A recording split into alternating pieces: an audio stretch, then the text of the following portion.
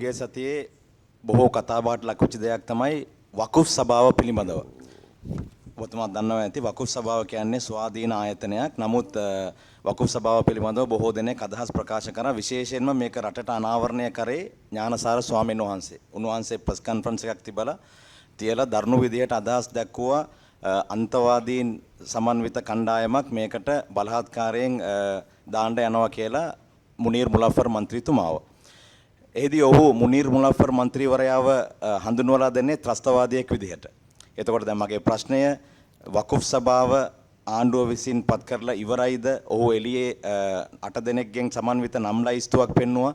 ඊට පහුවදා දයාසිරි ජයසේකර මන්ත්‍රීතුමාත් ඒ පිළිබඳව කතා කරා. මොකද වකුෆ් සභාව කියන්නේ මුස්ලිම් සමාජයේ කොදුනාරටියක්. ඒකෙන් තමයි පල්ලි පාලනය වෙන්නේ.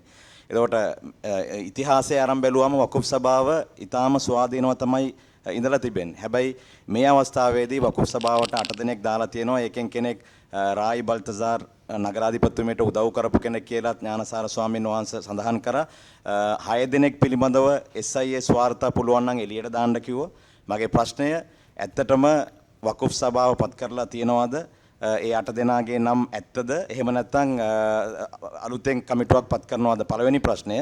දෙවෙනි ප්‍රශ්නය නියෝජ්‍ය අමාත්‍ය මුනීර් මුලෆර් මහතා ත්‍රස්තවාදිය කියලා එලිපිටම සඳහන් කරනවා. අද වෙනකන් ඔහුත් ඒකට විරුද්ධව මොකුත් අදහස් දක්වලා නැහැ. එතකොට රජයේ පිළිතුර මොනවද?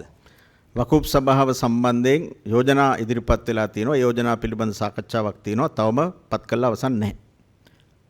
දෙවෙනි ප්‍රශ්නේ ස්වාමීන් වහන්සේ කියනවා මුනීර් මුලෆර් නියෝජ්‍ය අමාත්‍ය ස්වාමීන් වහන්සේ කියන ඒවා අදාළ නැහැ. රජය අපි ඒ නාමකරණය නිවැරදි විදිහට කරමු. මෙතුමා මේක ඒක ඉස්සර දැන් there was a list came but in the one of the members former province CMC member. So what's the reason to appoint the CMC member කෙනෙකුටත් ඒ අයිතිය තියෙනවනේ. Yeah, it's directly ඉතින් එයාත් මේ රටේ පුරවැසියෙක්නේ නේද? ශ්‍රී ලංකාවේ පුරවැසියෙක්නේ. ඒ ඕනෑම ශ්‍රී ලංකාවේ පුරවැසියෙකුට වකුෆ් සභාවට පත්වීමේ පත්කිරීමේ අයිතිය තියෙනවා. ඔහු CMC member කෙනෙකු පමණින්ම ඒ අයිතිය නැති කරන්න බෑ. ඒකත් වැරදි නේද? ඒ නිසා අපි බලමු. කොට දැන් අර ආපු නම් ලයිස්තුව හරියද 8 දෙනා? නෑ යෝජනා තියෙනවා. ඒක අවසන් කළා නෑනේ. ඒකටම මම දන්නේ පත් කරන්න යෝජනා ඉදිරිපත් වෙනවා. ඒ යෝජනාවම සාකච්ඡා කරමු. අපතුමා වකුෆ් සභාව ගැන මම ගොඩක් ගැඹුරින් දන්නේ නැහැ. හැබැයි මම හොයාගත්ත එකක් තියෙනවා මේ පාර නමක් යෝජනාවල තියෙනවා හිටපු යුද හමුදා මේජර් ජෙනරාල් වරයෙක්. මෑත ඉතිහාසයේ කිසිම දවසක ආරක්ෂක අංශ සමාජිකයෝ විශේෂයෙන්ම යුද හමුදා සමාජිකයෝ වකුෆ් සභාවට පත් කරලා නැහැ කියලා තමයි මට තොරතුරු තියෙන්නේ. ඔය එහෙම නීතියක් නැහැ. එහෙම පත් කරන්න බෑ කියලා නීතියක් නැහැ. නේද?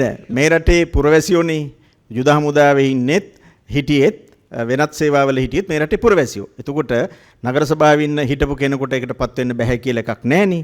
හමුදාවේ හිටපු කෙනෙකුට පත් වෙන්න බෑ කියලා එකක් නැහෙනි. ඒක අසාධාරණයිනේ. ඒ අයටත් මේ රටේ පුරවැසියෝ විදිහට මේ ආයතන වල වකීම් දරන්න අයිතියක් තියෙනවා.